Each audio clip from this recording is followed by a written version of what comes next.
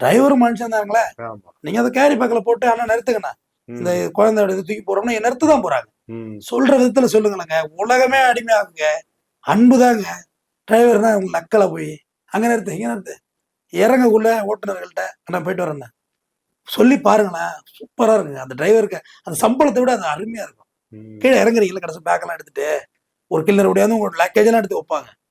நான் போயிட்டு வரேங்கண்ணா, தேங்க்ஸ்ண்ணா, கரெக்டாக கொண்டா விட்டீங்கண்ணா அப்படின்னு சொல்லுங்கண்ணா. ஏன்னா டிப்ஸ் வாங்க போறது இல்லை அவங்க. ம். எனக்கு பப்ளிக் ஏரியா டிப்ஸ் கிடையாது. இது இப்போ ஒரு டிரைவர் ஆட்டோ காருன்னா நீ டிப்ஸ் கொடுக்கலாம். நீ டிப்ஸ் எல்லாம் வேண்டாம். உங்களுக்கு சின்ன ஸ்மைல் கொடுத்து அண்ணா தேங்க்ஸ்ண்ணா, நல்லா ஓட்டினீங்கண்ணா, பத்திரமா வந்து சேர்த்துட்டோம்னா சொல்லிட்டு போங்க. அது கோடி ரூபாய்க்கு சமம்.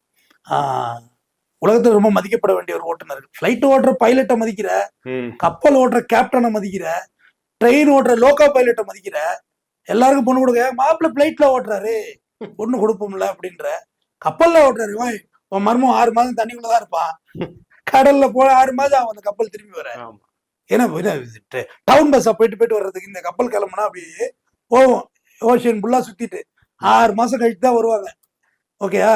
ஆனா அவங்களுக்குலாம் பொண்ணு கொடுக்குற. ஆனா உங்க பக்கத்துல ஓட்டுற பஸ் டிரைவருக்கோ லாரி டிரைவருக்கோ பொண்ணு கேட்டா டிரைவரா, டிரைவர்னா உனக்கு என்ன அப்படி தெரியுதா, அசிங்கமா தெரியுதா?